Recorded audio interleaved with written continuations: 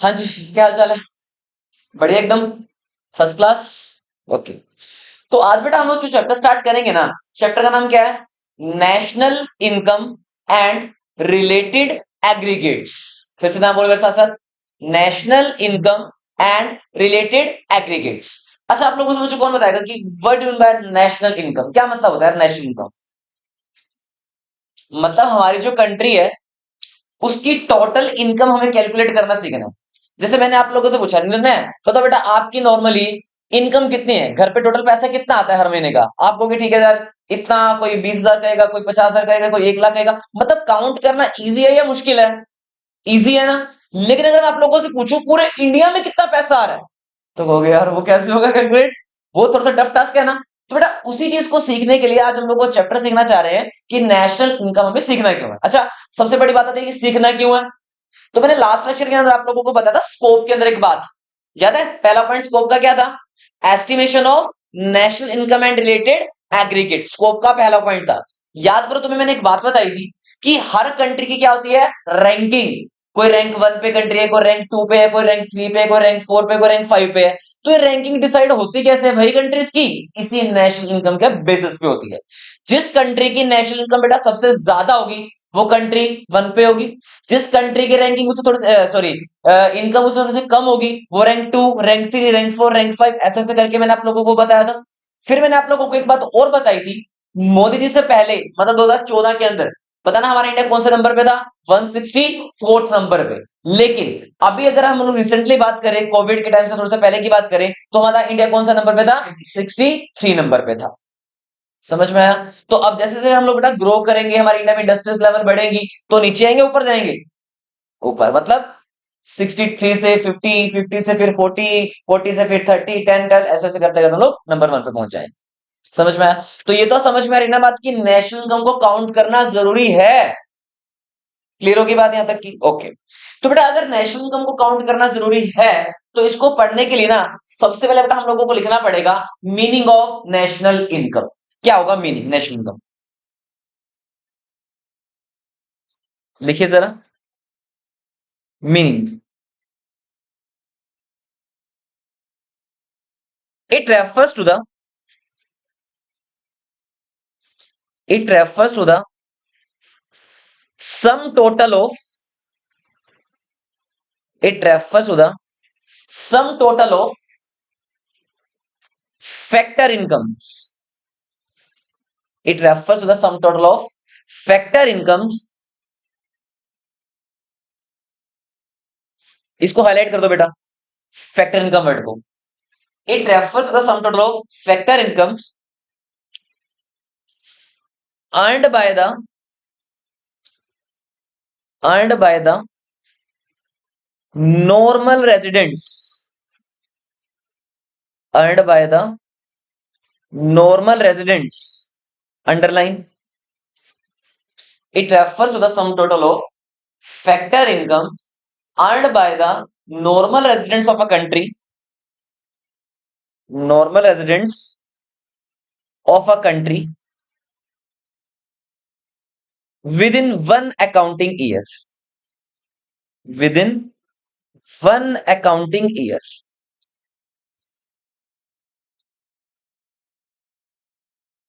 लो जी, ये आप लोगों के बेटा पूरा का पूरा नेशनल इनकम का meaning.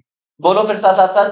It refers to the sum total of factor income earned by the normal residents of country within one accounting year.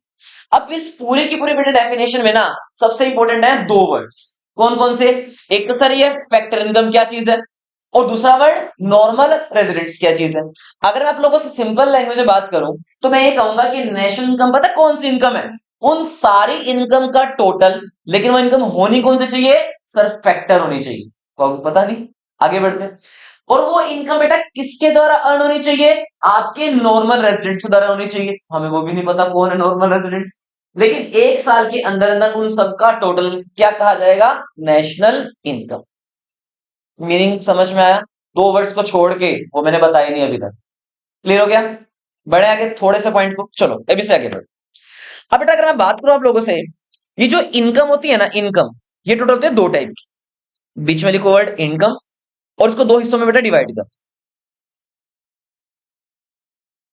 दो हिस्सों में डिवाइड कर दो। सबसे पहले इनकम को हम लोग बोलते हैं फैक्टर इनकम। सबसे पहले इनकम को बेटा हम लोग बोलते हैं फैक्टर इनकम,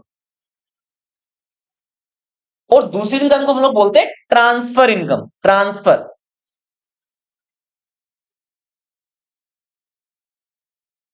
पहली इनकम कौन सी है बताओ जरा? Factor income. और दूसरी इनकम कौन सी बेटा? Transfer income. अब आप बोलोगे सर कौन सी होती है फैक्टर इनकम और कौन सी होती है ट्रांसफर इनकम? अब ध्यान से सुनो बेटा, फैक्टर इनकम का मतलब होता है वो इनकम, फैक्टर इनकम का मतलब होता है वो इनकम जो अर्न होती है किसके थ्रू? फैक्टर इनपुट्स के थ्रू। किसके थ्रू अर्न होगी बेटा? फैक्टर इनपुट्स, या फिर फैक्टर्स ऑफ प्रोडक्शन। बताओ जरा किस किसने वर्ड पढ़ रखा है factors of production? I think हर सब बच्चों ने पढ़ रखा होना चाहिए वर्ड फैक्टर्स ऑफ प्रोडक्शन का मतलब क्या होता है। पढ़ा ना फैक्टर्स ऑफ प्रोडक्शन? बताओ जरा चार फैक्टर्स ऑफ प्रोडक्शन कौन कौन से होते हैं? Land, labour, capital, entrepreneur. पढ़ रखा है ना सब बच्चों ने? वेरी। अब अगर मैं आप लोगों से बेटा बात करूं तो एक तरफ यहां पे इसी के नीचे चलते रहना, चेंज मत करना साइड। यहां पे लिखो एक वर्ड फैक्टर इनपुट्स, और यहां लिख देना फैक्टर पेमेंट्स। फैक्टर इनपुट्स और फैक्टर पेमेंट्स। बताओ जरा सबसे पहले नंबर पे फैक्टर इनपुट कौन सा अप्लाई करते हैं हम लोग? लैंड। बताना जरा लैंड के ऊपर हम लोग क्या पे करते हैं? बोलो जरा, लैंड के ऊपर हम लोग क्या पे करते हैं? रेंट। तो बेटा फैक्टर पेमेंट क्या बन जाएगी? रेंट बन जाएगी। क्लियर हो गया? सेकेंड नंबर बताना जरा क्या यूज करेंगे? लेबर। बताओ लेबर को हम लोग क्या पे करेंगे? बिल्कुल क्या पे करेंगे? वेजेस। थर्ड क्या यूज किया हम लोगों ने? कैपिटल। बताओ कैपिटल पे क्या पे करना पड़ेगा? इंटरेस्ट। बताओ जरा नंबर फोर एंटरप्रेन्योर। हाँ जी, तो कोई भी एंटरप्रेन्योर बेटा किस चीज के लिए बैठा हुआ है? वो बैठा हुआ है किस चीज के लिए? आपके प्रॉफिट्स के लिए। मतलब फैक्टर इनकम का मतलब होता है सिंपल लैंग्वेज में, एज अ लेमन लैंग्वेज में, मेहनत की कमाई। किसकी कमाई बेटा? मेहनत की। अब जैसे फॉर एग्जांपल मान लो मैं आप लोगों को पढ़ा रहा हूं, बदले में बताओ आप लोगों से क्या चार्ज करूंगा? फीस। मतलब मैंने आपको अपनी सर्विसेज प्रोवाइड की और बदले में आप लोगों ने मुझे पैसा दिया। बताना हमारे बीच में टू साइडेड चीजें आ रही है या वन साइडेड है? टू साइडेड है ना। तो इसका मतलब मैंने आप लोगों को सर्विसेज दी, बदले में आप लोगों ने मुझे पैसा दिया, तो इसका मतलब ये मेरी इनकम कौन सी है भैया? Factor income. बात समझ में आई? मान लो रोड के ऊपर एक भिखारी बैठा हुआ था और आपने क्या किया, अपनी पॉकेट से 10 रुपए का नोट निकाल के उस भिखारी की पॉकेट में डाल दिया या उसके कटोरे में डाल दिया। बताना उस भिखारी के लिए फैक्टर इनकम है, ट्रांसफर इनकम है? ट्रांसफर। क्यों है? क्योंकि आपने, उस भिखारी ने आप लोगों के लिए कोई भी सर्विस प्रोवाइड नहीं की। आप किसी शॉप पे गए, आपने कहा भैया एक पिज्जा लगा दो, 100 रुपीज का पिज्जा था, आपने पिज्जा ठूस के 100 रुपए उस बंदे को पकड़ा दिए। बताना उस बंदे के लिए वो फैक्टर इनकम है, ट्रांसफर इनकम है? क्यों फैक्टर है? सर्विस की है, क्योंकि सर्विस प्रोवाइड हुई है यहां। समझ में आया? तो मतलब जब भी आप लोगों का कॉन्सेप्ट टू साइडेड में आ जाता है, टू साइडेड में, तो हमेशा वो फैक्ट कौन सी इनकम बनेगी बेटा आप लोगों की? फैक्टर इनकम बन जाएगी। यहां तक क्लियर हो गया? समझ में आया यहां तक की बेटा बातें? अच्छा एक बात और मुझे बताओ, बताओ लेबर ने, सॉरी लैंड आप लोगों ने यूज की, बदले में आप लोगों ने क्या पे कर दिया? रेंट। तो जिस पर्सन को रेंट मिला वो उस बंदे के लिए फैक्टर हो गई या ट्रांसफर होनी चाहिए? क्यों फैक्टर होनी चाहिए? क्योंकि जिस जगह को आपने बेटा यूज किया है, आपने उसका बेनिफिट उठाया होगा। मतलब उस बंदे ने आपको जगह दी, बदले में आप लोगों ने उसको क्या दिया बेटा? पैसा दे। तो यहां पर क्या हो रहा है? कंसिडरेशन हो रहा है बेटा दो लोगों के बीच। क्लियर हो गया? समझ में आया तक की बातें? और इसको हम नॉर्मली क्या बोलेंगे? मेहनत की कमाई। ठीक है जी। अब बात आती है यार कि सर ये ट्रांसफर इनकम क्या है? ट्रांसफर इनकम का मतलब होता है वो इनकम जो हम लोग बोलेंगे पीक में मिली हुई इनकम। मेरी हिंदी थोड़ी वीक है, कोई पॉइंट वाइट गड़बड़ हो जाए तो मुझे बता देना। वीक में मिली हुई इनकम। हाँ जी, लिखना है वर्ड जो मैं लिखवा रहा हूं, छोड़ना कुछ भी नहीं है। सर क्या मतलब है वीक में मिली हुई इनकम? अच्छा एक बात बताओ, तुम्हारे घर में पेरेंट्स में दादा दादी नाना नानी किसके हैं बताना जरा, हेलो हाय, सभी के हैं। बताओ किस किस को पता है कि दादा दादी को पेंशन मिलती है क्या? ओल्ड एज पेंशन मिलती होगी, 2700 रुपीज पर मंथ। किसके थ्रू मिलती है, कहां से मिलती है? गवर्नमेंट से मिलती है। अब ये बताओ वो दादा दादी के लिए फैक्टर इनकम है या ट्रांसफर इनकम है? ट्रांसफर। क्यों है? क्योंकि भैया दादा दादी ने गवर्नमेंट के लिए कुछ सर्विस थोड़ा प्रोवाइड किया यार, हाँ या ना? तो इसका मतलब ये कौन सी इनकम बनेगी? Transfer income. अच्छा, एक बच्चे ने ना, फॉर एग्जांपल हमारी ट्विंकल है, इसने क्या किया, अकाउंट्स में 100% मार्क्स, इकोनॉमिक्स में 100% मार्क्स, बिजनेस में 100% मार्क्स, इंग्लिश में 100% मार्क्स, म्यूजिक में 100% मार्क्स, 500 आउट ऑफ 500। हमारी गवर्नमेंट ऑफ इंडिया ने क्या किया, इसको 5 लाख का प्राइज दिया। लो बेटा 5 लाख का प्राइज आपके लिए। इसको हम लोग क्या बोलेंगे word? Scholarship provided by the government. Yes और नो? भाई गवर्नमेंट ने क्या दिया है? स्कॉलरशिप दी है। हाँ, कुछ कह रहा था, तेरे को मिलने क्या? नहीं, उसको दे दी मैंने 5 लाख। अरे ये तो मैंने सिर्फ लिखने के लिए बताया बिग भाई, मेहनत तो कर रखी है उसने यार पढ़ाई में, लेकिन वो मेहनत आपने अपने लिए की है, गवर्नमेंट के लिए मेहनत नहीं की। गवर्नमेंट सिर्फ खुश होकर के आपको क्या प्रोवाइड कर रही है? स्कॉलरशिप। तो जब भी गवर्नमेंट स्कॉलरशिप प्रोवाइड करेगी तो बताओ वो स्कॉलरशिप आपको मिली, वो आपके लिए फैक्टर हुई है ट्रांसफर। ट्रांसफर। बात समझ में आ गई? पक्का? तो फैक्टर इनकम कौन सी है? जो फैक्टर्स ऑफ प्रोडक्शन से जनरेट होगी। और ट्रांसफर इनकम कौन सी है? जो बिग में या फिर जिसके लिए आपने कोई सर्विस प्रोवाइड नहीं की, बदले में आपको पैसा मिल रहा है गवर्नमेंट से, तो वो आप लोगों के लिए कौन सी इनकम बनेगी बेटा? ट्रांसफर। क्लियर हो गया? एक बात और, इसके नीचे बेटा स्पेशल नोट बना के लिखो, it should not be included, it should not be included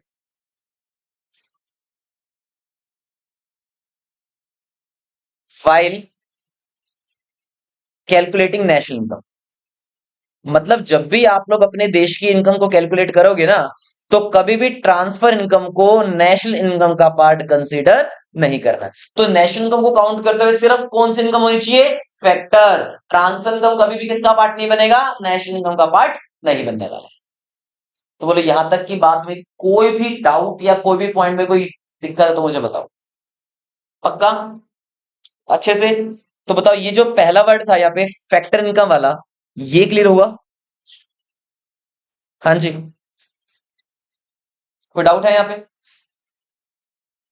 सब लिखवाऊंगा भी आगे में, चिंता मत करो, सारी चीजें डिटेल में चलेंगी, चिंता मत करो। बस जो जो मैं बातें भी लिखवाता चला जा रहा हूं उसको नोट करते चले जाओ, सब कुछ आगे आप लोगों को मिलेगा। यहां तक क्लियर हो गया? 100% तरीके से लॉजिक क्लियर करो, कॉन्सेप्ट क्लियर करो, बस अब मेरी बात है।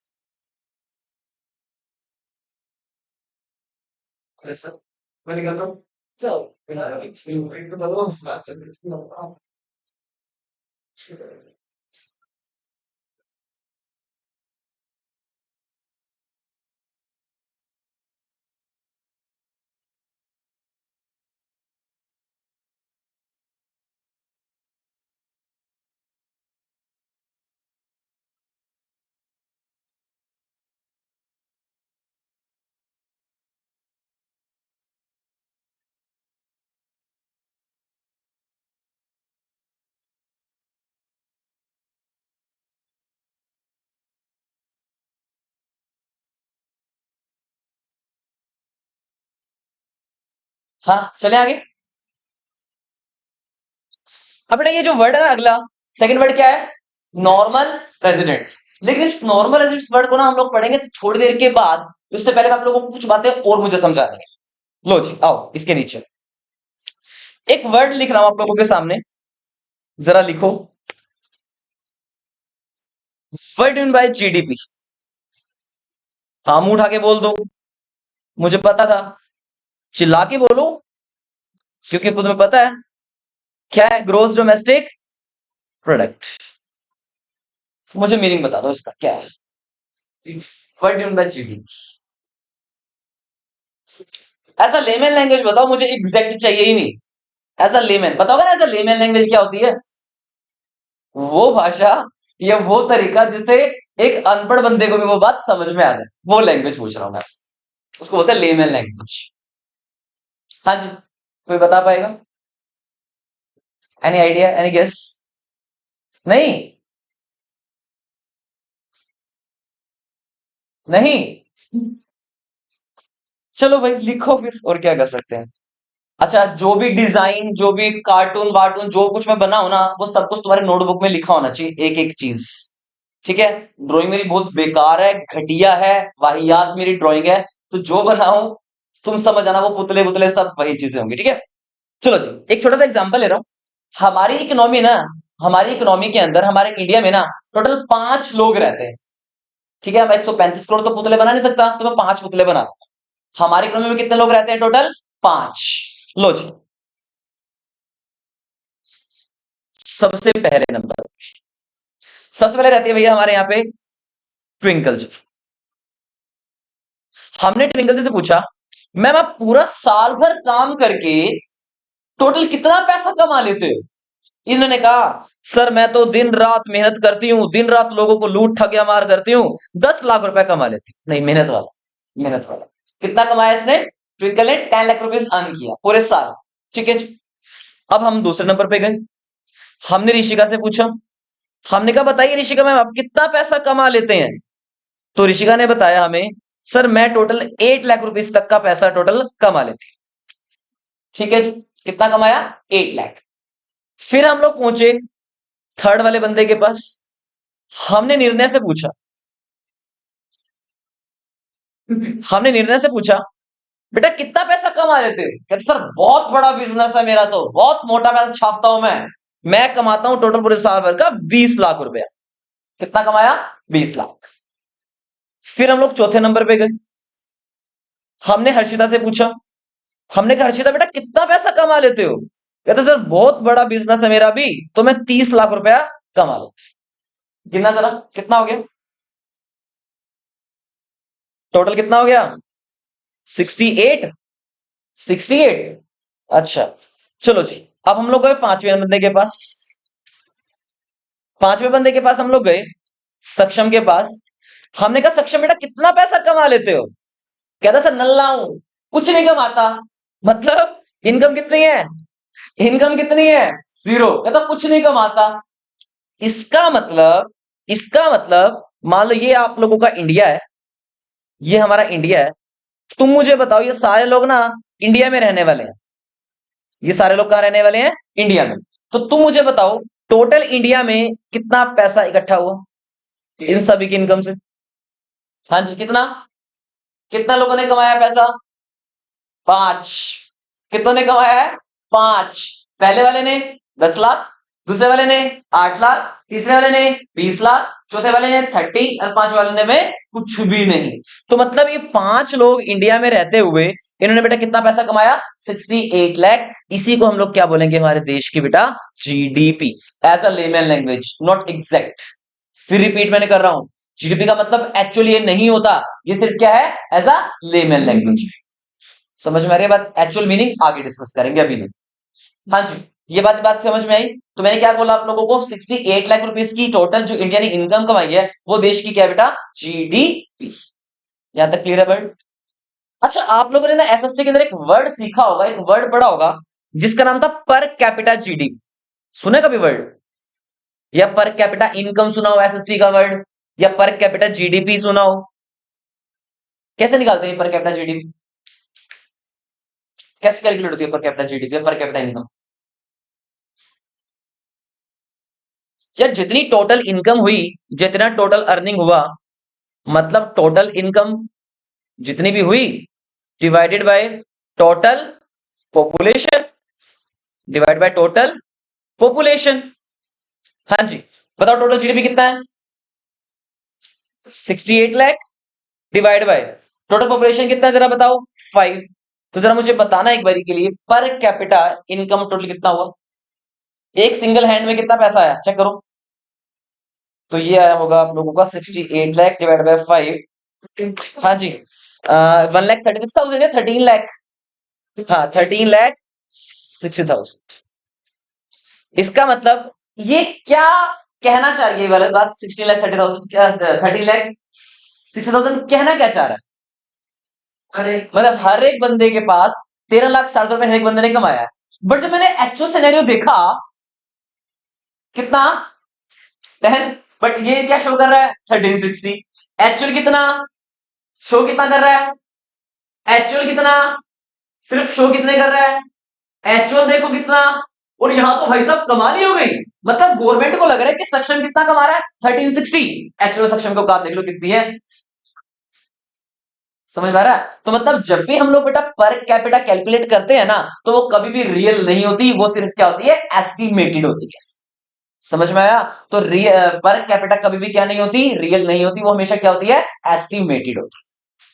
बात यहाँ पे थोड़ी थोड़ी समझ में आई 100% तरीके से?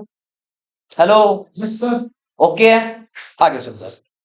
ये नोट हो गया तो प्लीज, नहीं हुआ तो कर लो जल्दी से, स्पीड बढ़ा के। क्योंकि जब हम लोग रिवीजन करेंगे ना, तो इनको देखती चीजें फटाफट से ना समझ में लग जाएगी कि हाँ एक्चुअली हमने पढ़ी की चीजें क्या क्या थी।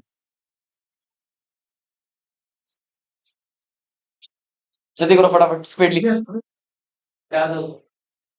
बस चलते हैं, सभी नोट डाउन हो जाए फिर चलते हैं।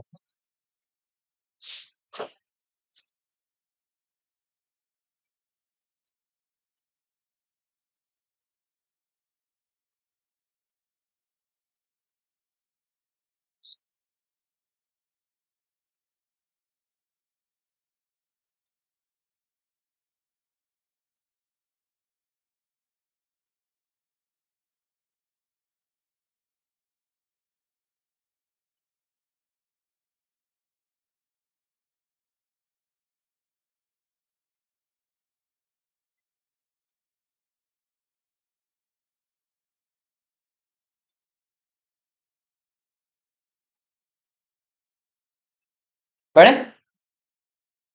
एनी डाउट यहां तक के केस में? लो भाई, अब आगे काम करो फटाफट से। अभी तुमने बताओ जरा, जीडीपी को कंबाइंड लिखा है या अलग अलग करके लिखा है? ये तीनों वर्ड जो लिखे हैं तुमने, ये कंबाइंड है या अलग अलग है? कंबाइंड है ना, जीडीपी। अब बस आप लोगों को एक काम करना है, अगर जिसका पेज थोड़ा सा बचा हुआ है तो नेक्स्ट ले लो, नेक्स्ट ले लो। एक काम करो, या लिखो दो लाइंस में बड़ा बड़ा जी, फिर सेंटर में डीपी, सेंटर में डीपी, हाँ बना लो। और फिर लिखो बेटा एफ सी, एफ सी। अब इसके नीचे लिखो जी का बेटा यहां पे मतलब क्या था बताओ, ग्रोस। और डीपी को बेटा हम लोग बोलते हैं डोमेस्टिक प्रोडक्ट। डीपी को क्या बोला जाएगा, डोमेस्टिक प्रोडक्ट। और बेटा एफसी को बोलते हैं फैक्टर कॉस्ट। स्कूल बोलते हैं, सॉरी क्या बोलते हैं इसको, एफसी को फैक्टर कॉस्ट। ठीक है जी। अब तीनों की ना एक एक सहेली है, तीनों की ही एक एक सखी सहेली है। तो प्लीज सखी सहेलियों को जो जिसकी है उसी के पास रखना, नहीं तो इधर उधर अगर भटका दिया ना इनको तो गड़बड़ हो जाएगी। ध्यान से सुना मेरी बात। जो बेटा जी की सहेली है ना, उसका नाम है एन। जो जी वर्ड है उसकी सहेली क्या है, एन। और एन पे लिख लो बेटा इसके नीचे नेट। जी की सहेली का नाम क्या है, एन, यानी कि नेट। अब डीपी की सहेली है बेटा जिसका नाम है एनपी, एनपी। और एनपी बोले तो नेशनल प्रोडक्ट, नेशनल प्रोडक्ट। और एफसी की भी सहेली है एक जिसका नाम है एमपी। बेटा एमपी बोले तो मार्केट प्राइस।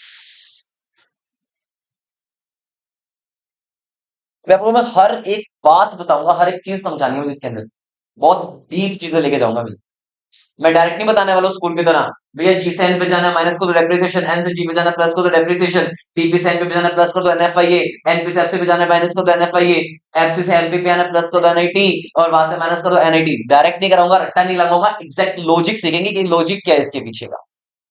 समझे? अभी जो सिर्फ मैं डिजाइन बनाऊ ना उनको बना लो। देखो, जब भी आप लोगों को बेटा जी से एन पे जाना, जब भी आप लोगों को जी से कहां जाना है, एन पे, मतलब आप जी पे खड़े हो, ग्रोस पे खड़े हो, आपको कहां पर आना है, नेट पर आना है। तो बेटा इसके लिए ना आप लोगों को क्या करना पड़ेगा, एक एरो लगा दो यहां पे। इसके लिए आपको क्या करना पड़ेगा, माइनस करना पड़ेगा एक वर्ड जिसका नाम होता है डेप्रिसिएशन।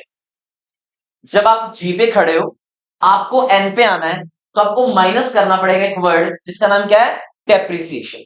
अच्छा मान लो अगर आप लोग नेट पे खड़े हो और आपको ग्रोस पे जाना है, तो आपको क्या करना पड़ेगा, इसका उल्टा, मतलब प्लस का डेप्रिसिएशन, जी से एन माइनस डेप, एन से जी प्लस का डेप। अब बताओ कहां खड़े हो, डीपी पे। अच्छा आपको जाना कहां है, एनपी पे। तो जब भी आप लोगों को डीपी से एनपी पे जाना हो ना, तो बेटा इसके अंदर हम लोग प्लस करते हैं एनएफआईए। एनएफआईए, इस एनएफआई का बेटा फुल फॉर्म होगा net factor income, net factor income from abroad, net factor income from abroad. और जब आप लोग खड़े हो बेटा एनपी पे और आपको मान लो जाना है डीपी पे, तो इसको बेटा हम लोग क्या करेंगे, माइनस कर देंगे इसमें से क्या, वही सेम वर्ड एनएफआईए, यानी कि net factor income from abroad. समझ में आई बात यहां तक की।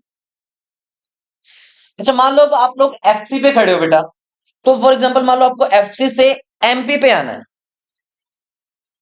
एफसी से फॉर एग्जांपल एमपी पे आना है। तो जब भी आप लोगों को फैक्टर कॉस्ट से मार्केट प्राइस पे बेटा आना होगा ना, तो हम लोग क्या करेंगे, इसके अंदर प्लस कर देंगे एनआईटी, यानी कि बोले तो net indirect taxes, net indirect taxes. बहुत अच्छा टाइम लगाने वाले हम लोग इसके ऊपर, चिंता मत करो, सब समझ में आएगा, एक एक अक्षर समझ में आएगा और विदाउट एन रट्टा समझ में आएगा। Net indirect taxes. और जब आप लोग बेटा मान लो एमपी पे खड़े हो और आप लोगों को एफसी पे जाना है, एफसी तक पहुंचना है, तो क्या करना पड़ेगा, यहां से माइनस करना पड़ेगा एनआईटी, यानी कि नेट इनडायरेक्ट टैक्सेस। तो तीनों आप लोगों ने नोट कर लिए हैं, तो मैं आगे बढ़। अब हम लोग तीनों का ना एक्सप्लेनेशन देखेंगे भैया, कि अगर जी से एन पे गया तो ये हुआ क्यों, डेप्रिसिएशन ही क्यों, कुछ और क्यों नहीं। सीखिए इस बात को। चलो और बेटा नीचे लिखो इसके concept number 1। Concept number 1, gross to net. लो जी बेटा, ग्रोस का मतलब होता है अपने आप में टोटल। ग्रोस का मतलब क्या होता है, टोटल। जैसे कि फॉर एग्जांपल मान लो आज ना मैं ना बाइक लेकर के आया या कोई मशीन लेकर के आया, फॉर एग्जांपल 5 लाख रुपीज की, तो मतलब अपने आप में वो वैल्यू क्या है, ग्रोस वैल्यू। यस और नो। चलो मैं ना एक चीज ले बना देता हूं।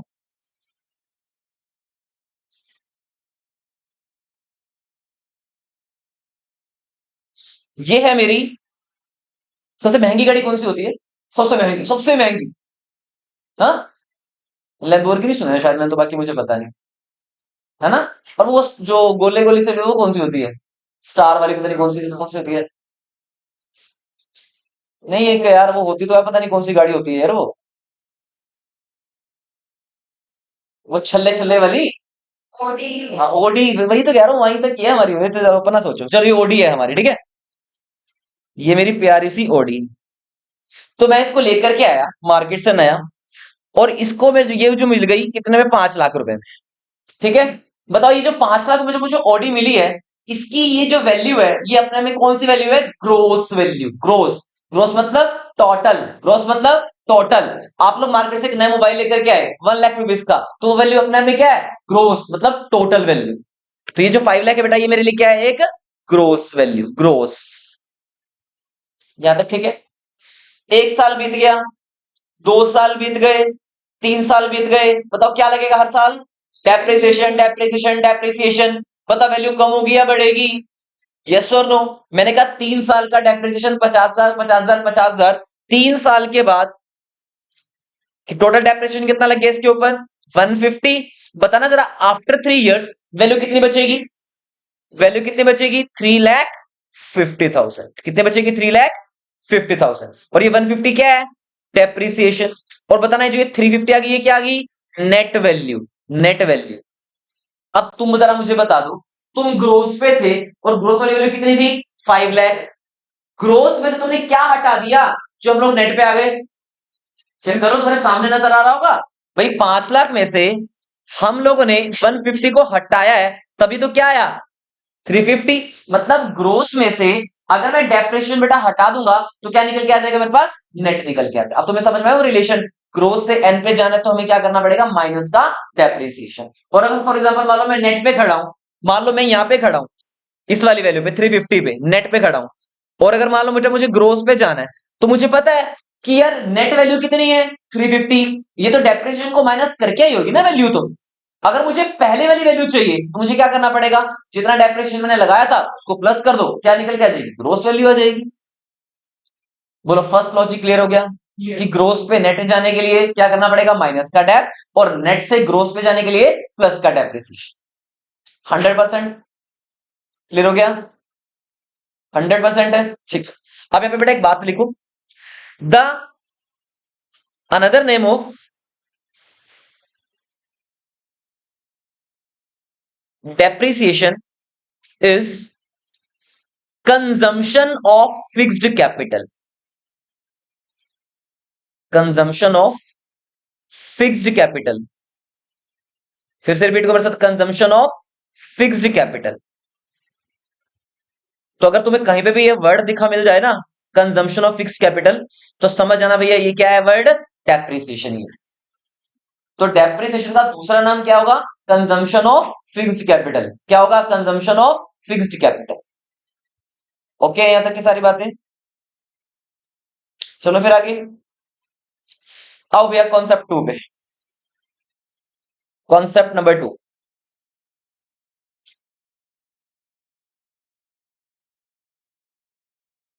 हाँ जी, क्या है कॉन्सेप्ट नंबर 2, डोमेस्टिक प्रोडक्ट से आप कैसे जाओगे नेशनल प्रोडक्ट।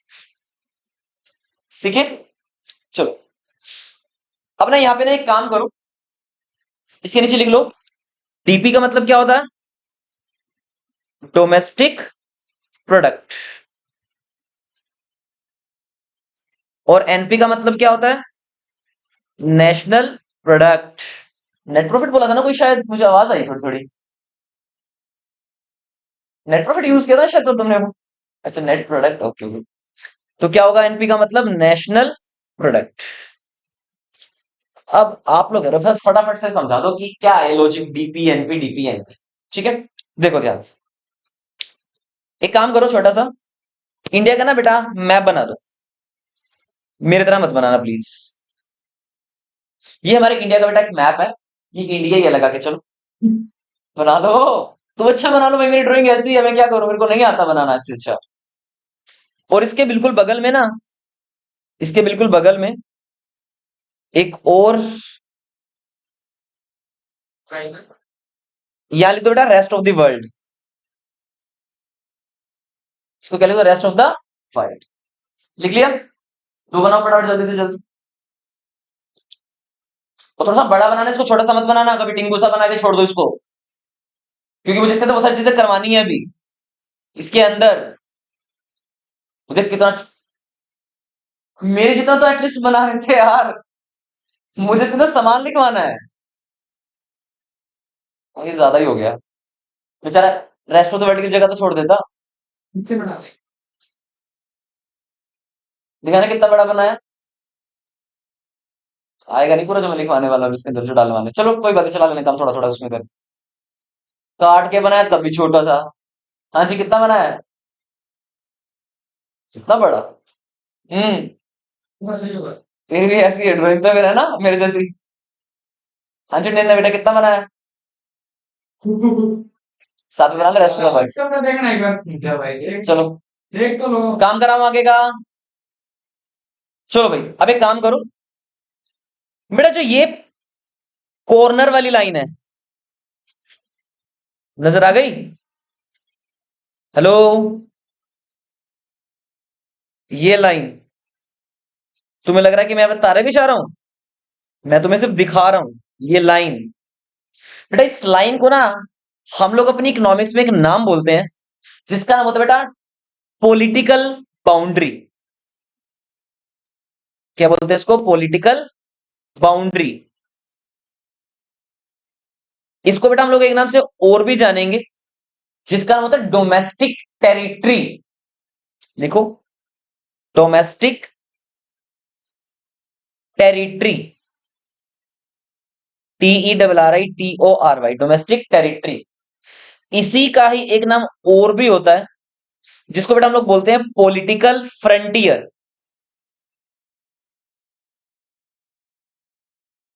हाँ, कितने चीज हो गए टोटल? तीन। तीन नाम और काम तीनों का एक ही है, और बीच में भी सक्सेस के और करके लिख लो, क्योंकि इसी को ही तो बोलते हैं। क्या क्या बोला जाएगा? पॉलिटिकल बाउंड्री, डोमेस्टिक टेरिटरी, और तीसरा वर्ड क्या है? Political frontier. यहां तक ओके है? हाँ जी, हेलो, कंफर्म। अब इस इंडिया के बेटा मैप के अंदर ना एक काम करो, कुछ नमूने बनाओ, नमूने। जैसे मान लो एक बंदा है जो कि यहां पर इंडिया में रहता है, जिसका नाम है क्या? अच्छा, तुम्हें देखा होगा ना, हमारे इंडिया में जो ये काम करने वाले होते हैं ना, इनके नाम बड़े अजीब अजीब से होते हैं। कैसे नाम होंगे? रामू और श्याम। यार ये तो ना, कुछ और बोलो ना। और कैसे कैसे नाम होते हैं? राजू। और बोलो ना, जितना इंटरेक्ट करोगे उतना तुम्हें मजा आने वाला है पढ़ने में। हाँ, रमेश, वेरी गुड। और राकेश। ओके, और पप्पू। ये नाम भी तो होते हैं ना ऐसे ऐसे। चलो, मान लीजिए ये आप लोगों का है मिस्टर रामू। ये इंडिया में रहता है, खाता पीता है, कमाता है, खर्च करता है पैसा, और अपनी इनकम कमा लेता है। Okay, hello. और ये कौन है? मिस्टर रमेश। सेम, इंडिया में काम करता है, पैसा कमाता है, खर्च करता है, खाता है, पीता है और सो जाता है। ओके जी। ये हमारे भाई साहब पप्पू जी, मिस्टर इंडिया में काम करते हैं, कमाते हैं, खाते हैं, पीते हैं और सो जाते हैं। अच्छा, सिर्फ इंडिविजुअलों के होते हैं क्या? क्या कंपनीज नहीं होती? यार वो भी तो पैसा कमाती है ना मेरे भाई, कंपनीज। हेलो, हाँ या ना? अच्छा, आप लोगों ने कंपनी का नाम सुना है क्या? रिलायंस। किसकी है? हाँ जी, रिलायंस किसकी है? अंबानी की ना। मान लो रिलायंस कंपनी है ये यहाँ पे हमारे इंडिया में। हेलो, हाँ है ना? अच्छा, एक चीज और, एक ना कंपनी है बेटा जिसका नाम है पीटर इंग्लैंड। सुना कभी नाम पीटर इंग्लैंड? क्या आते हैं पीटर इंग्लैंड के? आई थिंक जींस वगैरह, ट्राउजर वगैरह शायद आती है, जहां तक मुझे लगता है, बाकी मुझे आइडिया नहीं है ज्यादा। शायद तो वही होती है। कहाँ की कंपनी है ये? इंग्लैंड की है। तुम्हारा बस यही है, नाम दिखे और वहीं की। अरे बेवकूफ, इंडिया की कंपनी है यार पीटर इंग्लैंड, नाम पीटर इंग्लैंड है, कंपनी इंडिया की है। नाम नाम रखते हैं बस, हमारे कॉपी पेस्ट वाले काम करते हैं, तुम्हें पता नहीं है क्या? ताकि काम, मतलब अब तुमने देखा होगा, अभी इधर अर्बन स्टेट साइड में एक नया वो खुला रेस्टोरेंट, द ब्रॉस नेशन। मतलब यूएसए का है ये। नाम उठा के यार डाल दिया, सिर्फ नाम रखते हैं हमारे इंडिया वाले बस। समझ आ रही है? तो ये जो पीटर इंग्लैंड कंपनी है, ये कहाँ की है? इंडियन कंपनी है। तो काम कर रही है इंडिया में और पैसा कमा रही है। हाँ या ना? लो जी, ये कौन है? हमारी पीटर इंग्लैंड। इतनी चीजें समझ में आ रही है जो मैं वर्ड्स यूज कर रहा हूं तुम्हें, तुम्हारे साथ? पक्का? अच्छा, एक ना बाहर का ना कोई बंदा है, यूएसए का बोल दो, ऑस्ट्रेलिया का बोल दो, कनाडा का बोल दो, कहीं का मर्जी बोल दो, तो वो ना हमारे इंडिया में आया पैसा कमाने के लिए। बहुत सारे लोग आते हैं, तुम दिल्ली चले जाओ, चाइनीज तुम्हें दुनिया भर के मिलेंगे, नेपाली तुम्हें दुनिया भर के मिलेंगे मोमोज बेचते हुए। लेकिन वो एक अच्छा बंदा था, हमारे यहाँ पे काम करने के लिए, जॉब करने के लिए आया, जिसका नाम था बेटा, फॉर एग्जाम्पल रोनाल्डो, जिसको मैं रेड साइन से बना रहा हूं, रेड से। क्या नाम है इसका? Mister Ronaldo. और जो तुम ठूस ठूस करके आते हो रोज, कभी पिज्जा खा रहे हैं, कभी बर्गर खा रहे हैं, कभी अब तो जरा मुझे बताना, ये जो ये कंपनी आप लोगों की मैकडोनल्ड, ये कहाँ की कंपनी है? इंडियन कंपनी है, ये बाहर की कंपनी है, लेकिन काम कहाँ कर रही है? हमारे इंडिया में आकर के। लेकिन कंपनी कहाँ की है? बाहर की। अभी हमारे ये चीन में खुला हुआ है, क्या बोलते हैं उसको, डोमिनोज। ये कहाँ की कंपनी है? इंडिया थोड़ी ना कंपनी है, ये बाहर की कंपनी है, बट काम कहाँ कर रही है? इंडिया में। बट कंपनी एक्चुअल कहाँ की है? ये बाहर की। जो ये कॉक हम लोग पीते हैं, पेप्सी पीते हैं, कहाँ की कंपनी है? ये बाहर की कंपनी है, इंडिया की कंपनी नहीं है। यहां तक की बात समझ में आ रही है? लो जी, ये बनाओ सारी चीजें फटाफट जल्दी से।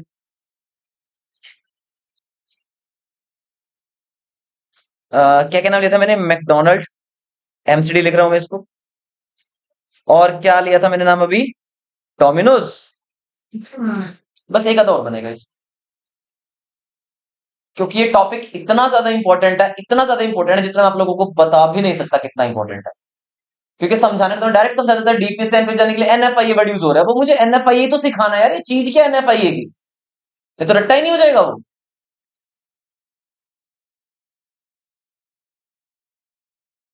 सीखे।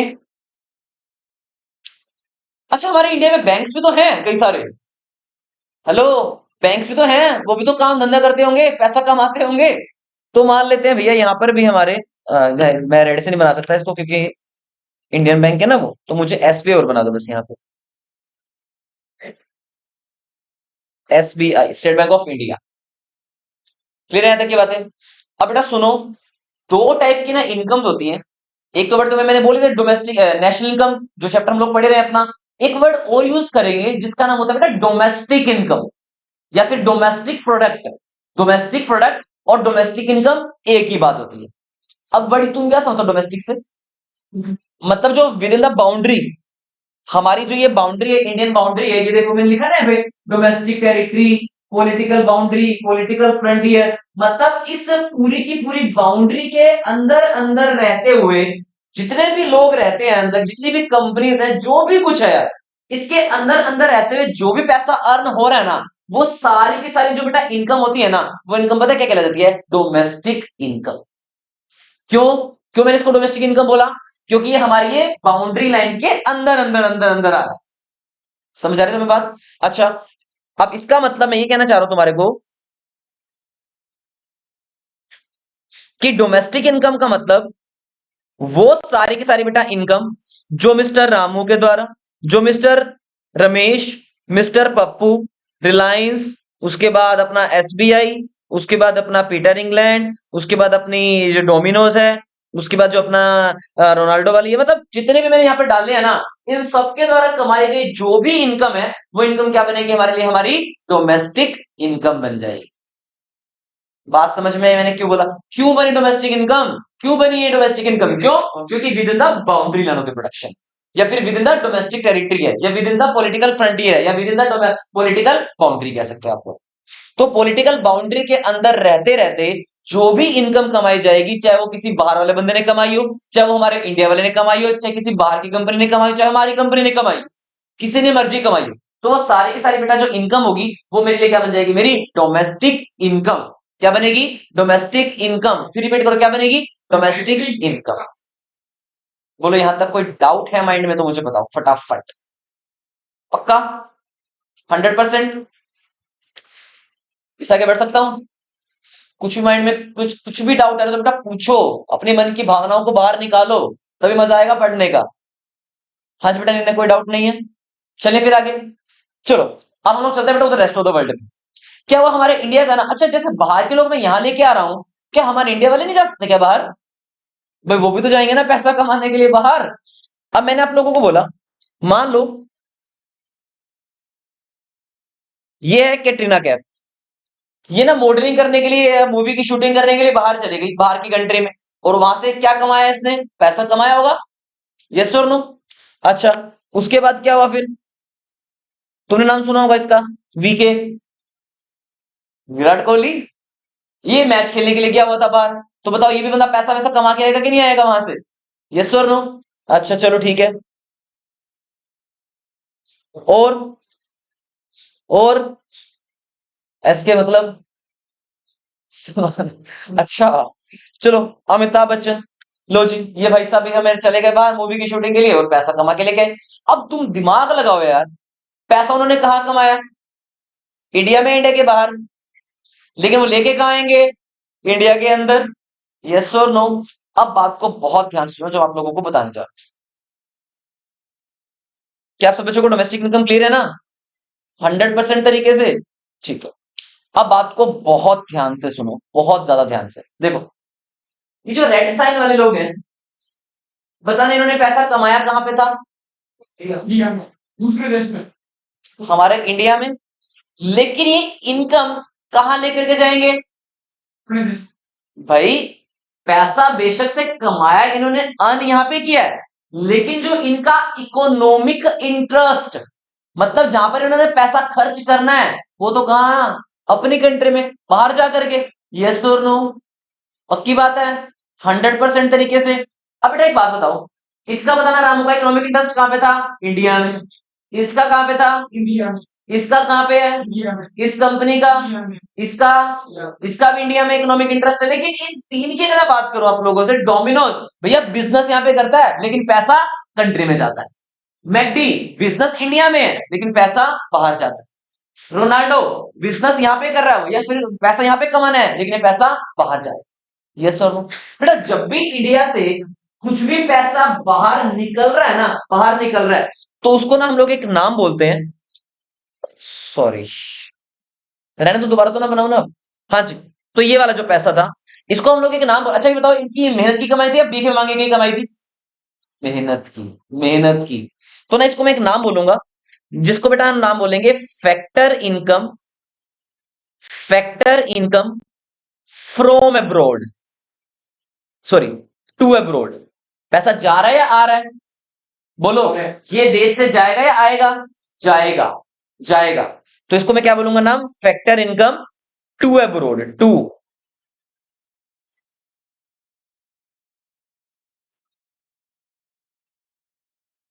अच्छा जो हमारे वाले बंदे बाहर गए हुए हैं, जिनका इकोनॉमिक इंटरेस्ट कहां पे है, इंडिया में, इंडिया में। ऐसे ही फॉर एग्जांपल मान लो एक एसबीआई की ब्रांच हमारी बाहर की कंट्री में है, तो हमारी बिजनेस बेसिक से बाहर कर रही है लेकिन पैसा कमा के तो कहां आने वाला है, इंडिया में। क्यों, क्योंकि उसका इकोनॉमिक इंटरेस्ट कहां है, इंडिया में। बोलो यहां तक की बात समझ में आ रही है जो मैं बोल रहा हूं आप लोगों को, पक्का। अब जरा एक बात बता ना, ये चारों लोग अपना पैसा कहां लेकर के आएंगे, बाहर की कंट्री से इंडिया में। इसका मतलब ये भी तो बेटा कुछ ना कुछ कमा कर लाए ना, तो इस पैसे को हम लोग बोलते हैं factor income from abroad, factor income from abroad. अब आगे से मैं इसको पूरा पूरा नहीं बोलूंगा, आगे से मैं इसको नाम बोलूंगा FIFA and FITA, FIFA FITA, समझ आओगे ना। फीफा बोलूंगा तो factor income from abroad, FITA बोलूंगा तो factor income to abroad. Okay है, लो जी लिख लो इसको, फीफा, और इसको क्या बोलेंगे हम लोग, फीटा। बताओ यहां तक की बात समझ में आई। अब मैंने आप लोगों से पूछा, मैंने कहा सर मुझे डोमेस्टिक नहीं चाहिए, अब मुझे आप लोग ये बताओ सर नेशनल इनकम कितनी है हमारे इंडिया की। अब यहाँ पे एक एग्जांपल से तुम्हें बताता हूँ, देखो मैंने आप लोगों से कहा मिस्टर रामू ने कमाए 100 रुपए, रमेश ने कमाए 200 रुपए, पप्पू ने भैया ने कमाए 100 रुपीज, रिलायंस ने कमाए 100 रुपीज, रोनाल्डो ने कमाए 50 रुपीज, मैकडी ने कमाए 100 रुपीज, डोमिनोज ने कमाए मान लो फॉर एग्जाम्पल 50 रुपीज। लो जी, मैंने कहा बताना इसको देख करके, अच्छा ये कुछ रह गया क्या, पीटर इंग्लैंड 100, एसबीआई 200। मैंने आप लोगों से पूछा बताओ देश की domestic income, sorry domestic income कितनी होगी हमारे इंडिया की, डोमेस्टिक इनकम पूछा, डोमेस्टिक इनकम कितना, 100, 300, 400, 500, 700, 800, 900 और 50 प्लस 50 1000।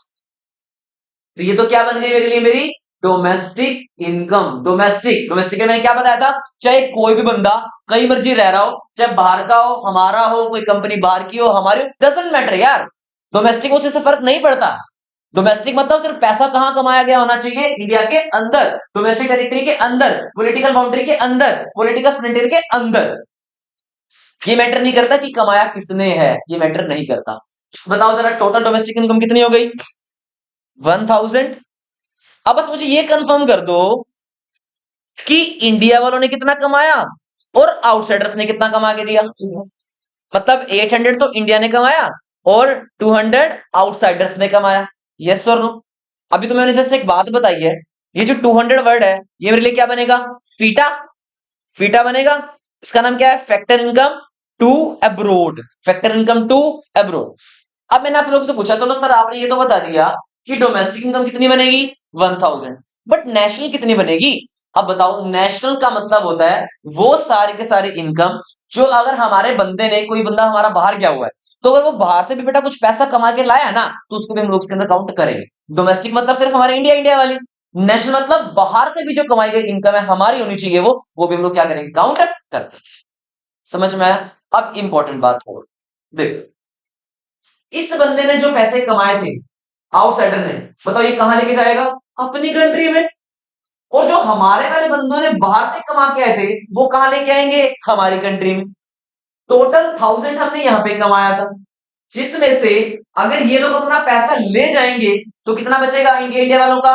800। और जो बाहर से तो आ रहा है, बाहर से भी तो आ रहा है फीफा वाला, कितना आ रहा है वो? फॉर एग्जाम्पल सबका मिला के मैं 600 ले लेता हूं, सबका मिला के 600 है। लो जी, बताना बचा कितना था? 800 बचा था। 600 और हमारी कंट्री में आया तो कितना हो गया? 14। इसका मतलब ये मैंने पता है क्या किया है? ये मैंने सिर्फ वही वर्ड लिखे हैं, ये मैंने वही काम किया है जो मैंने आप लोगों को यहाँ पे देखो, मैंने सिर्फ एक वर्ड में लिखा था प्लस NFI। वर्ड क्या लिखा है मैंने? NFIA। बेटा ये NFIA निकलता कैसे है? FIFA minus FITA. मतलब बाहर की कंट्री से आया कितना, और ये जो बाहर वाले लोग थे हमारी कंट्री से लेके कितना गए। समझ रहे हो जो वर्ड यूज किया मैंने? अब एक काम करो, आंसर देखो वही आएगा। कॉन्सेप्ट 2 में एक वर्ड लिख लो बेटा कि NFIA को फाइंड करने का एक फॉर्मूला, जिसको मैं क्या बोलूंगा? फीफा माइनस में फीटा। क्या निकल जाएगा? NFIA यानी कि net factor income from abroad. जरा चेक करना, फीफा कितना था? 600। और फीटा कितना था? 200। तो बताना जरा NFIA कितना आया? 400। और बताओ हमारे इंडियंस ने सिर्फ कितना कमाया था पहले? 800, क्योंकि 200 तो आउटसाइडर्स ने कमाया था ना वो वाला। तो इसके अंदर मैं क्या ऐड कर दूं?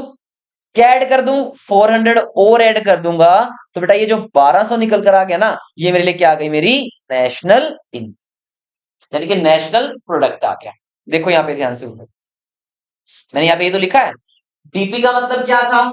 जो हमारे इंडिया ने पैसा मिलकर कमाया था, चाहे बाहर का था अंदर का था। ये कितना था? 1000 पूरा था।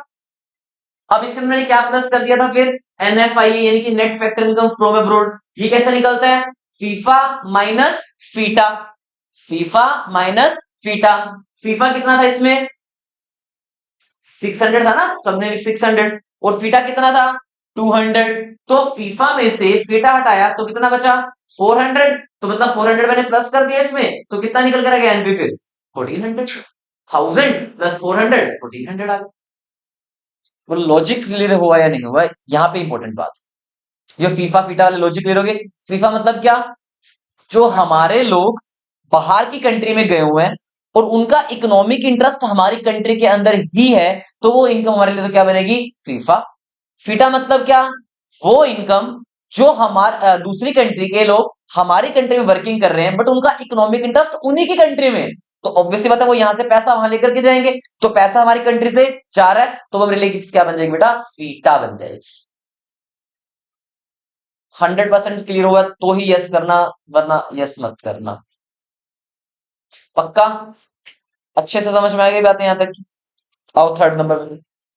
मतलब मुझे ये नहीं होना चाहिए बाद में किसका रट्टा लगा लिया हम लोगों ने, डीपी से एनपी जाने के पास NFIA, एनपी से डीपी जाने के लिए माइनस NFI। ये नहीं होना चाहिए कॉन्सेप्ट बस। भैया ऑथेंटिक समझ में आ गया NFIA हुआ है तो क्यों हुआ है माइंड में कोई क्वेश्चन?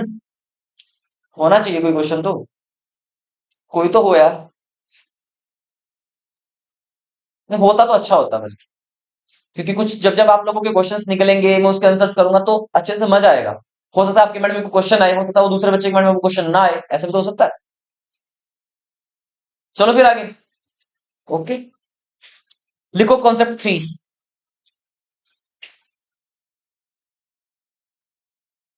Concept number 3।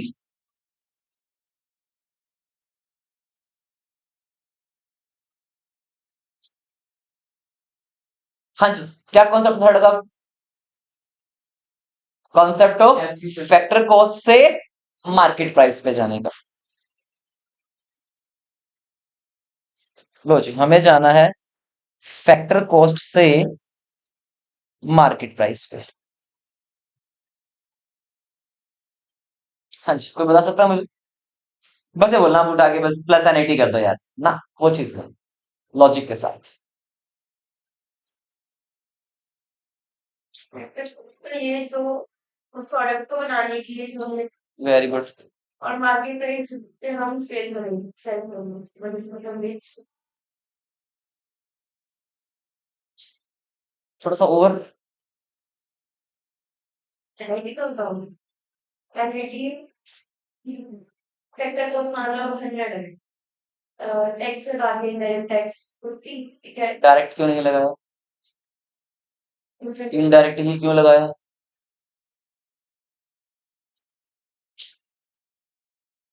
वही पूछ रहा हूँ, इनडायरेक्ट क्यों लगाया? डायरेक्ट लगा देते यार। इनडायरेक्ट लगा रहे हैं, पता नहीं क्यों। अच्छा सर है, बता। फिर फॉर्मूला भी सर ने बता दिया होगा नेट इनडायरेक्ट टैक्सेस को निकालने के लिए। इनडायरेक्ट टैक्सेस माइनस सब्सिडीज, तो क्यों माइनस हुई वो सब्सिडीज? कॉस्ट कम हो गई ना। होता क्या सब्सिडी? जो गवर्नमेंट किसी कंपनी को देती है, अगर मान लो किसी प्रोडक्ट का प्राइस कोई एग्जांपल? ओके। और थोड़ा सा सिलेंडर्स में क्या? फर्टिलाइजर। ओके, और थोड़ा सा। चलो जितना माड़ा मोटा रह गया वो मैं बता देता हूँ, नोट कर थोड़ा जल्दी से देखो। मेरा ना बिजनेस है बेटा एक, मैगी बनाने का। ठीक है, मैंने एक बिजनेस शुरू किया नया। क्या बनाने के लिए? मैगी बनाने का मैंने बिजनेस शुरू किया। पता ना सर मैगी बनाने के लिए क्या क्या लगता है? मैगी का पैकेट पूरा क्रिएटिव मुझे करना है। फ्लोर लगेगा। लेट अस सपोज मान लो जो रॉ मटेरियल है यानी कि जो मेरा फ्लोर है, फॉर एग्जाम्पल बेटा जी वो मेरा लगा 5 रुपीज। ठीक है। और क्या चाहिए उसके अंदर? मसाला वसाला भी तो चाहिए ना, कि खाली रुका तो ना खाएंगे यार। तो मसाला वसाला मिला करके फॉर एग्जाम्पल मान लो 2 रुपए का मसाला हो गया। अच्छा, उसकी packaging and advertising, packaging and advertising वो भी तो जरूरी है ना। फॉर एग्जाम्पल मान लो वो हो गए आप लोगों के 3 रुपए। ठीक है जी। तो मैं अपना प्रॉफिट मार्जिन कहाँ रखूंगा भाई? वो भी तो है ना। बताओ क्या प्रॉफिट मार्जिन फैक्टर कॉस्ट में ऐड होगा या नहीं? याद है आप लोगों ने एक चैप्टर पढ़ा था प्रीवियस उसमें क्लास में 11th में, cost is equal to explicit cost plus implicit cost plus minimum profit margin भी होता है उसी के अंदर काउंट। ठीक है। तो यानी कि मेरा जो प्रॉफिट मार्जिन होगा मैं वो भी काउंट करके चलूंगा। 5 × 2 = 10, लेट अस सपोज 2 रुपए। हाँ जी, बताना जरा कितने रुपए हो गया? मतलब मेरा पूरा का पूरा मेरे फैक्ट्री के अंदर 12 रुपए में मैगी का पैकेट पूरा बन करके तैयार। क्लियर है? अब मैं गवर्नमेंट के पास मतलब मैं बेचने के लिए जा रहा था। गवर्नमेंट के, रुक भाई कहां जा रहा है? मैंने कहा सर बेचने जा रहा हूं। हमें खुश किए, तू अपनी खुशी ले रहा है, ऐसे कैसे पॉसिबल? ऐसा तो हम किसी को करने ना दे। भाई गवर्नमेंट कह रही है तू बिना ऐसे दूसरा प्रॉफिट कमा सकता है, तो तुमने हमें प्रॉफिट नहीं दिया, तो ऐसे कैसे कर सकता है? तो गवर्नमेंट कहती है बताओ सर क्या कर रहे हो? अच्छा बताओ पहले ये 12 रुपए क्या बना? क्या बना? ये बना बेटा फैक्टर कॉस्ट। ये इसको हम लोग फैक्ट्री की कॉस्ट भी कह सकते हैं। मतलब फैक्ट्री में पूरी मैगी को बनने की जो कॉस्ट आई है ना, वो कितनी आई है बेटा आप लोगों के लिए? आपकी 12 रुपीज। यहां तक ठीक है? इतना क्लियर हो गया? अब हमारी गवर्नमेंट कहती है सर आपको टैक्स भरना पड़ेगा। आपको क्या भरना पड़ेगा? टैक्स भरना पड़ेगा। मैंने कहा जी कौन सा? दो होते हैं, एक होता है डायरेक्ट और एक होता है इनडायरेक्ट। तो मुझे नहीं पता क्या होता है, पहले समझा दो फिर। पहले समझना पड़ेगा ना कि क्यों मैं अब यहाँ पे लिख दूंगा डायरेक्टली एनआईटी, तो वो मजा नहीं आएगा लिखने में। तो पहले टैक्स के बारे में डिटेल इन्फॉर्मेशन लेते हैं, टैक्स का मतलब ही क्या होता है। लो थोड़ा सा नीचे आओ इसके, डालो हेडिंग टैक्स। डालो हेडिंग टैक्स। बोर तो नहीं हो रहे ना यार? पक्का? बस लास्ट टॉपिक है खत्म, क्योंकि ना पता है क्या छुड़वा नहीं सकता मैं बीच में। ये डी जीडीपी एफसी वाला टॉपिक तो मुझे क्लियर पूरा करना पड़ेगा ना। हाँ थिंक वो सब तो करने पड़ेंगे ना कर। लिखो इसमें जरा, tax is a compulsory payment. Tax is a compulsory payment which is charged by the government, which is charged by the government and paid by the people,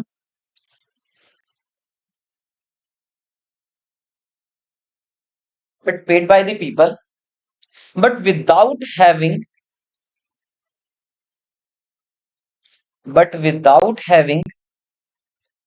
any personal interest.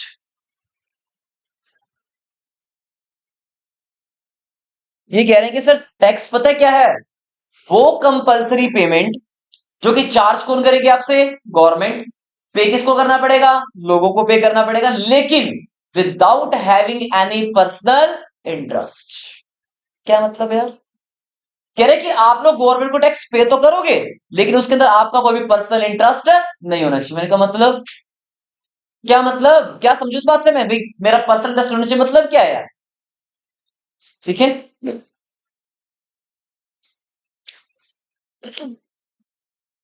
तुम्हारे में से कोई बताना चाहेगा? तुम्हें तो पढ़ रखा पहले मेरे साथ ही। एग्जाम्पल याद है?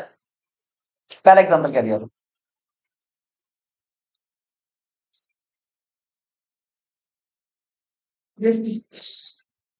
बस रहने दो, मूड खराब कर दिया। लो जी, ये आप कह रहे थे सर है आपकी इनकम मालूम। रजत सर की ना इनकम जो है बेटा, वो है टोटल 40 लाख। कितनी है बेटा? 40 लाख है। नहीं है कभी जाके गा दो मार्केट में 40 लाख कमाते हैं भैया, तो नहीं है इनकम 40 लाख, बहुत कम है। ठीक है, 14 लाख नहीं है। तो क्या हुआ, गवर्नमेंट कहते हैं मेरे को रजत सर 40 लाख कमाते हो, टैक्स भरो। मैंने कहा कितना?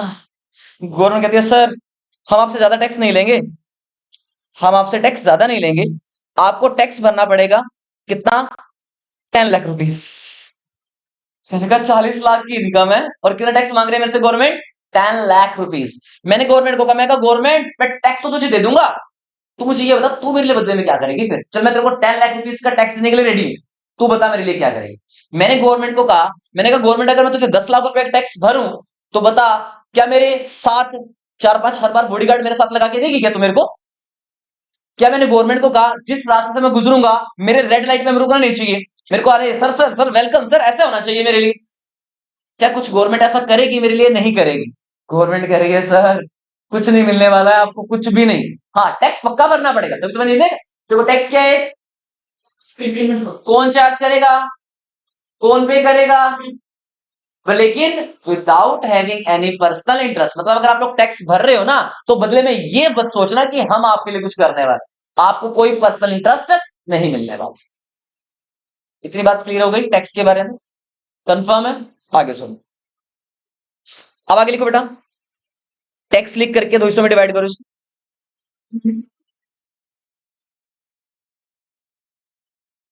इसको 200 में डिवाइड कर दो। पहले पे लिखो डायरेक्ट टैक्स,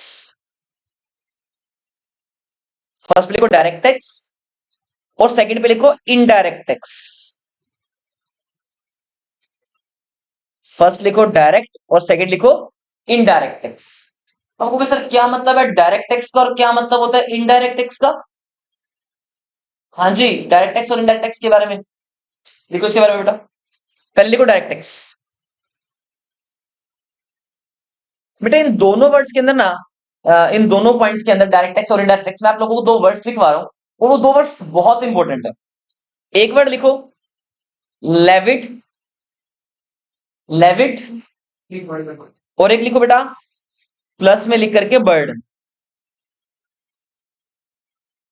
पहला वर्ड क्या है? लेविट। दूसरा वर्ड क्या है? बर्डन। उस साइड पे बेटा सेम बातें डाल दो, यहां पे भी सेम डाल दो। यहां पे भी लिख दो लेविट, प्लस में क्या लिख दो नीचे? बर्डन। एक वर्ड क्या है? लेविट, और एक वर्ड क्या है? बर्डन। बेटा लेविट का मतलब होता है इम्पोज्ड, लेविट मतलब इम्पोज्ड, या फिर इसको बेटा हम लोग बोलते हैं चार्ज। ठीक है, और बर्डन का मतलब होता है रिस्पॉन्सिबिलिटी टू पे। बर्डन मतलब रिस्पॉन्सिबिलिटी टू पे। उधर तो लिखने की जरूरत नहीं है ना, सेम वर्ड्स है। लेविट मतलब इम्पोज या फिर चार्ज, और बर्डन मतलब रिस्पॉन्सिबिलिटी टू। ठीक है जी, यहां तक ओके? आइए जरा आगे। अब मैं आप लोगों से बेटा बात कर रहा हूं सबसे पहले नंबर पे डायरेक्ट टैक्स के बारे में। तो एक छोटा सा एग्जांपल लेता हूं।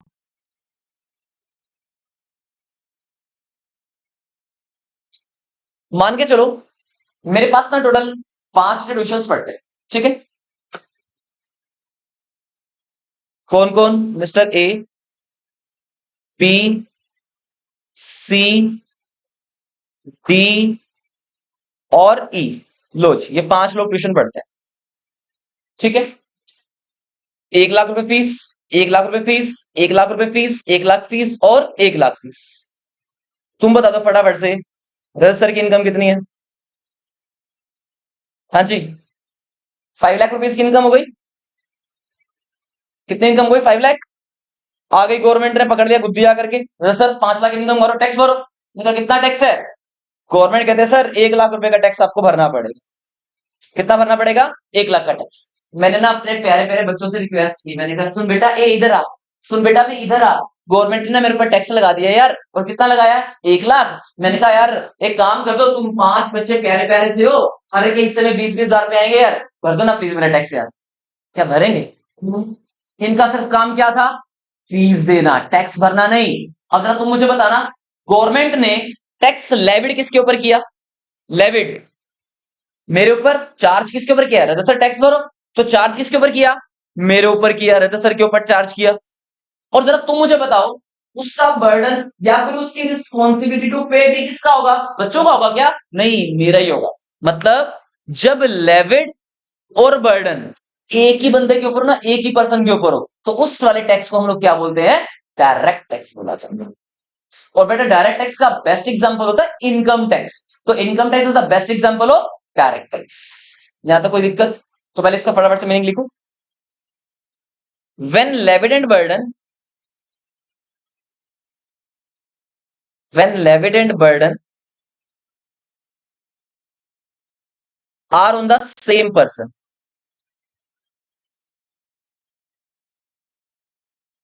is known as direct tax. Income tax is the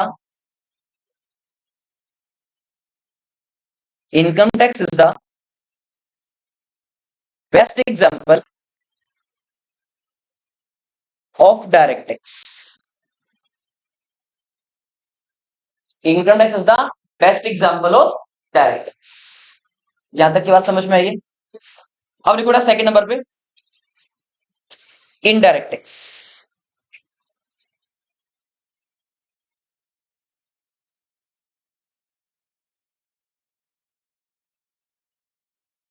तो बोर हो गई क्या? ये ज्यादा हो गया? ज्यादा तो हो गया मुझे पता है, लेकिन मैं छोड़ नहीं सकता टॉपिक को बीच में यार। लेकिन मैं छोड़ देता है क्योंकि ग्रोथ से नेट, डीपी से एनपी, एफसी से एमपी क्लियर कराना जरूरी है। मैं छोड़ नहीं सकता बीच में। कितना टाइम हुआ है अभी? 5:30। अभी तो 5:30 ही हुए हैं। तुम्हारे चेहरे ठीक कर लो प्लीज। मैं डिमोटिवेट हो रहा हूँ थोड़ा सा। समझ तो आ रहा है सारा अच्छे से? हेलो? हाँ जी, चला लो ना। ठीक है। क्या नाम है इसका? Indirect tax. देखो भाई,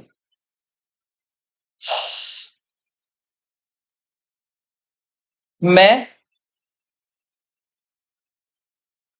और मेरी अनपढ़ वाइफ, सर की वाइफ, हम दोनों गए एक रेस्टोरेंट में, पिज्जा विंग्स में खाना खाने के लिए। इसको पिज्जा नहीं बोलना था, इसको पिज्जा बोलना था। पिज्जा नहीं कहती थी, पिज्जा कहती थी इसी बात को। तो हमने इसको कहा, अच्छा तुम्हें लग रहा था कि ब्रेड कहेगी? तुम्हें लग रहा था ऐसा ब्रेड कहेगी? नहीं, इसको पिज्जा को पिज्जा कहती थी, ठीक है। तो क्या हुआ, ये हमारा पिज्जा विंग्स, और हमने इस देवी जी को बोला मैम प्लीज ऑर्डर दीजिए। तो इसने कहा कि दो तो 200 वाले पिज्जा, हाँ पिज्जा, कितना हो गया? 400 रुपया हो गया। और दो मंगवाए इसने बर्गर 50 वाले, कितना हो गया? 100। एक व्हाइट चीज पास्ता तीसरे नंबर पे इसने मंगवाया, वो 200 का था। अच्छा फिर इसने मंगवाया क्या? एक स्प्रिंग रोल मंगवा लिए, 100 के वो थे। बताना बिल कितना? बिल, हेलो बिल, बिल कितना? 800। बीवी जी ने टोटल किया और उसको लग रहा था बिल कितना आएगा? 800, 800 आने वाला था। लेकिन जब वो क्या बोलते हैं उसको, स्टाफ बिल लेकर के आया हमारे पास, मैम प्लीज पे करने पड़ेंगे आपको 800, ऐसे था कुछ। टोटल तो दिमाग में कर रखा था उसने, हम भी करते हैं, हम भी करते हैं, कितना बन गया, इतना बन गया। तो उसमें लिखा हुआ था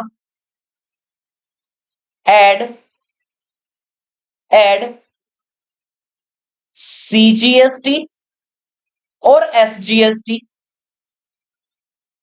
25 और 25 850 रुपीज दे दो। मेरी वाली कहती है कि सर हमने तो ना तो सीजीएसटी ऑर्डर किया है और ना ही एसजीएसटी ऑर्डर किया है, तो आपने बिल में डाले क्यों है सर, ये बताओ। भी ऑर्डर नहीं किए तो डाले क्यों, बिल कितना बनता था 800। तो समझ गया बीवी ऐसी है अनपढ़। तो इसका मतलब जरा तुम लोग मुझे बताओ, ये जो 50 रुपीज है बेटा, ये किस इसके हैं, ये टैक्स के, जीएसटी के। पढ़ रखा है आप लोगों ने, जीएसटी दो टाइप का होता है ना, तीन टाइप का, सॉरी, सीजीएसटी, एसजीएसटी और आईजीएसटी, और एक वो भी होता है यूटीजीएसटी, वो अलग हम लोग भी बात नहीं की, उसके बारे में हम लोग बात नहीं कर रहे हैं, अकाउंट्स नहीं पढ़ रहे, पहली बात। यहां तक समझ में आ गया। सीजीएसटी और एसजीएसटी हम लोगों ने यहाँ पे काउंट किया। अब आप लोग मुझे बताओ कौन कौन गया हुआ है और किस किसने वो बिल लिया हुआ है और किस किसने चीज पढ़ी है। शायद किसी ने भी नहीं पढ़ी होगी, खाया पिया और आ गए। आगे से जब भी जाओ तो देखना, किसी भी रेस्टोरेंट में जाओ, देखना वो जो बिल आप लोगों को देंगे ना बेटा, नीचे आप लोगों को ये वर्ड लिखे भी रहेंगे कि एसजी इतना ऐड हुआ, एसजीएसटी इतना ऐड हुआ इसका। समझ में आया। तो क्या हुआ, क्या यहाँ पे ये समझना जरूरी है। लॉजिक तो समझाऊंगा मैं भी आप लोगों को। बताना यहाँ पे गवर्नमेंट ऑफ इंडिया ने जीएसटी लगाया, टैक्स लगाया किसके ऊपर था, पिज्जा विंग्स के ऊपर लगाया था। तो जो टैक्स बेटा लेविड हुआ है ना, जो टैक्स लेविड हुआ है वो किसके ऊपर हुआ है, पिज्जा विंग्स के ऊपर हुआ है लेविड।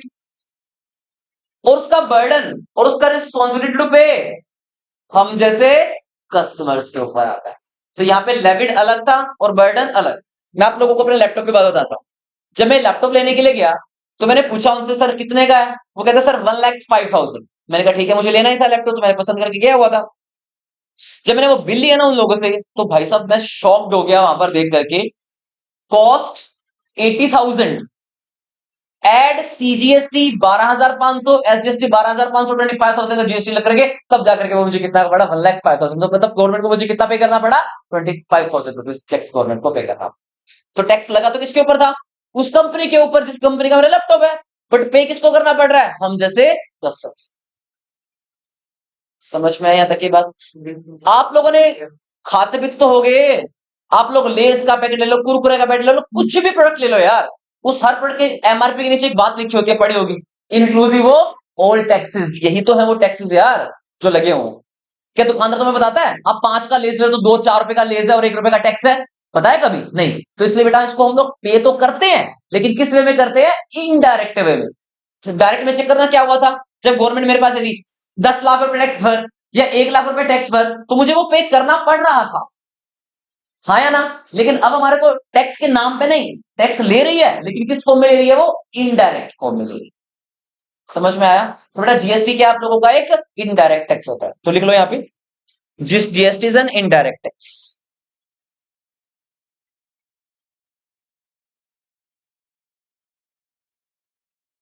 और जीएसटी का फुल फॉर्म ही क्या है, गुड्स एंड सर्विस टैक्स। और जीएसटी लगेगा भी किसके ऊपर, गुड्स के ऊपर और सर्विसेज के ऊपर। तो बताना मैगी जो मैंने बनवाई थी वो मेरे लिए क्या थी, मेरी एक गुड तो है भाई। तो बताओ गवर्नमेंट टैक्स लगाएगी कौन से वाला, डायरेक्ट या इनडायरेक्ट। तो डायरेक्ट सिर्फ एक ही होता है, इनकम टैक्स, जिसका लेविड और बर्डन सेम पर्सन के ऊपर होता है। लेकिन इनडायरेक्ट लेविड अलग पर्सन के ऊपर और बर्डन अलग पर्सन के ऊपर आता है, उसको मैं क्या बोलूंगा बेटा, इनडायरेक्ट टैक्स बोलूंगा। बोलो बात समझ में आई यहां तक। अब इसका मतलब हम लोग कहां पे थे, लो जी, जो मैंने आप लोगों को बनवाया था ना ये,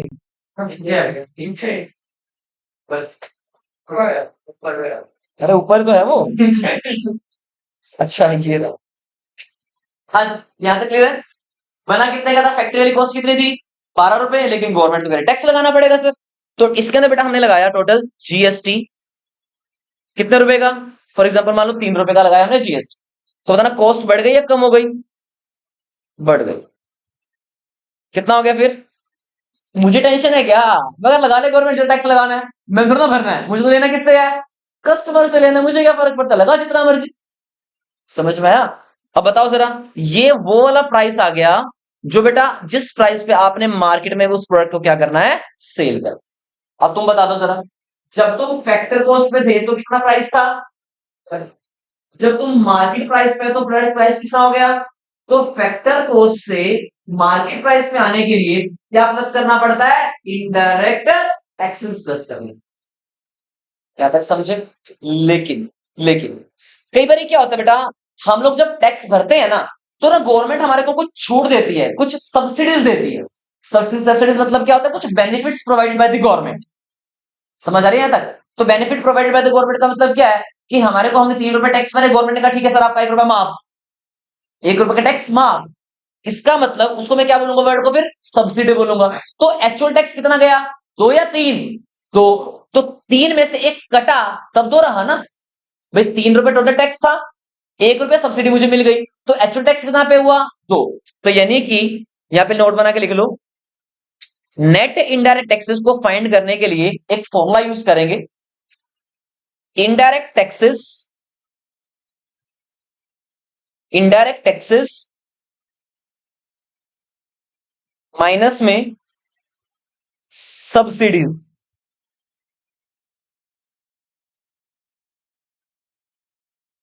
इनडायरेक्ट टैक्सेस माइनस में सब्सिडीज।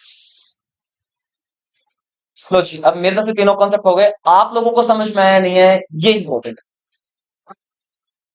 बताओ जरा, ग्रोस से नेट पे जाने के लिए माइनस का डेप्रिसिएशन, और नेट से ग्रोस पे जाने के लिए प्लस का डेप्रिसिएशन। डीपी से एनपी पे जाने के लिए प्लस का एनएफआईए, और एनपी से डीपी पे जाने के लिए माइनस का एनएफआईए। एफसी से एमपी पे जाने के लिए प्लस का एनआईटी, और एमपी से एफसी पे जाने के लिए माइनस का एनआईटी। क्लियर हो गया? बताओ फैक्टर इनकम कौन सी होगी?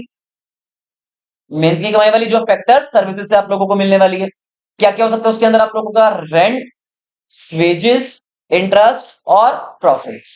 नेशनल इनकम का meaning, it refers to the sum total of factor incomes earned by the normal residents of a country within one accounting year. Got it? ठीक है, चलो बाकी हम लोग कल पढ़ेंगे उसको।